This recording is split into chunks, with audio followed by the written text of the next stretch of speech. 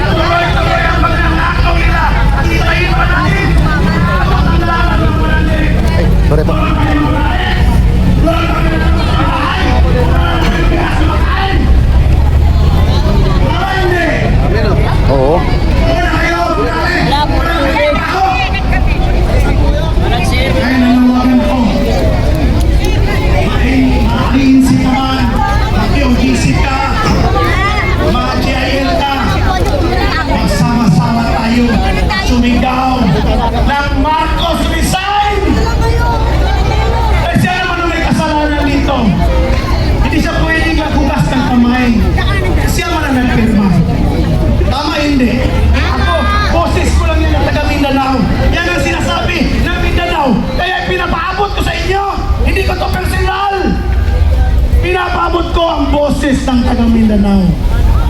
Kaya mga kababayan ko, as taga Mindanao, hindi kayo nag-iisa. Kasama ko ang mga Moro dito, kasama ko ang Luzon, Visayas at Mindanao. At nanawagan ako sa mga pulis at military. Alam ko, nagtatrabaho lang kayo. Pero sa loob ng iyong puso, mahal nyo ang Pilipinas dahil dala-dala nyo ang flag sa inyong uniform. Tama!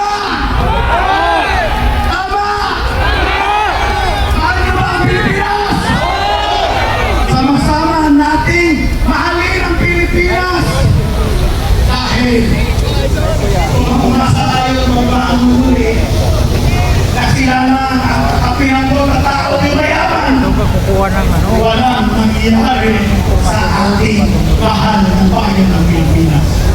Sa mga OFW ngayon, alam ko kasama ko kayo mula before pandemic, after pandemic. Ito na yung time.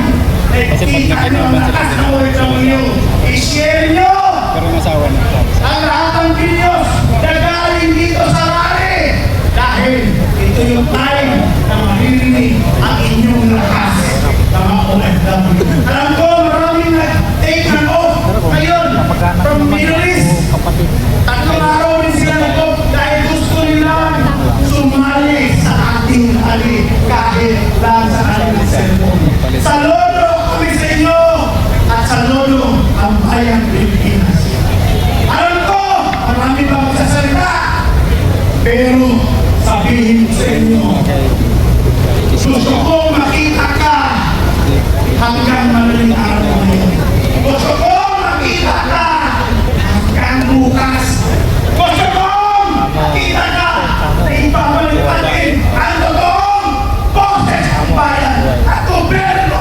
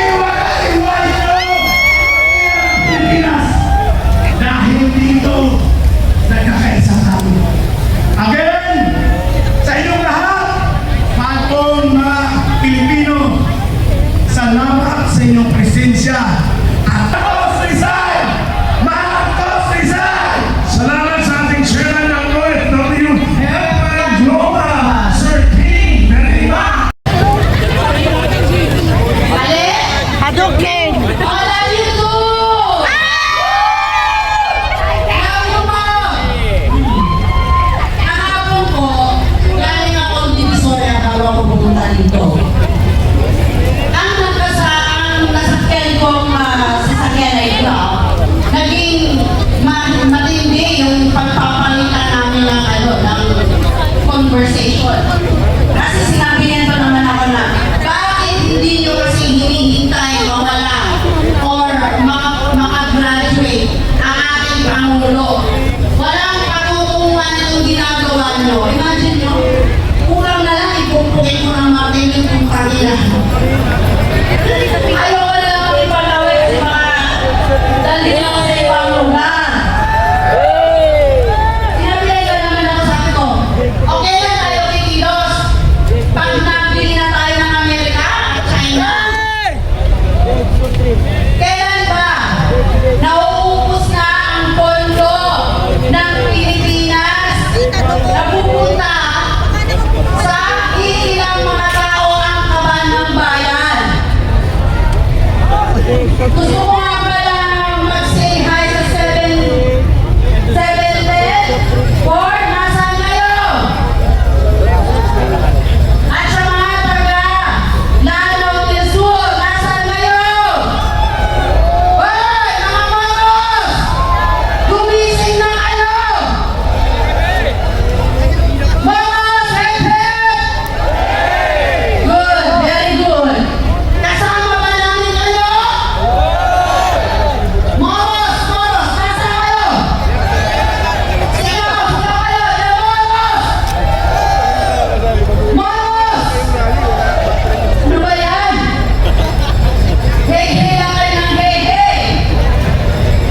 Moros! Okay. Buti na lang, nandito pala kayo. Akala ko wala kayo dito eh. Ilang buwan na akong nanananawagan sa inyo.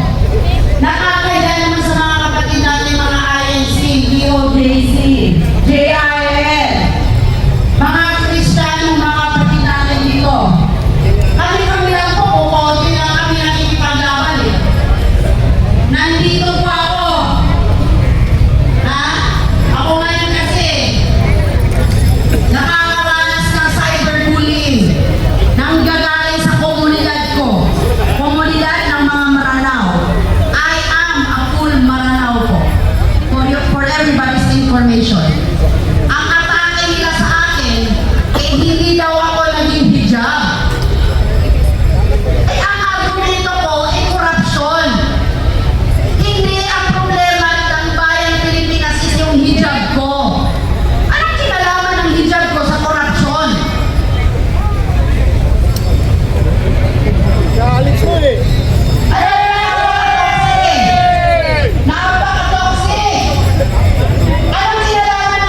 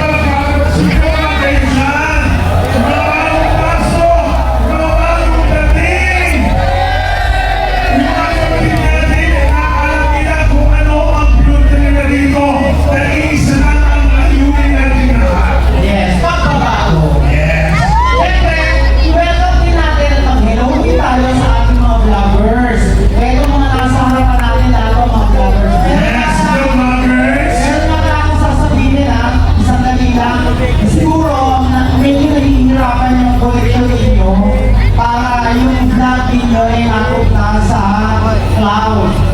Medyo nagkakaroon kasi tayo ng ano, na how do you call this?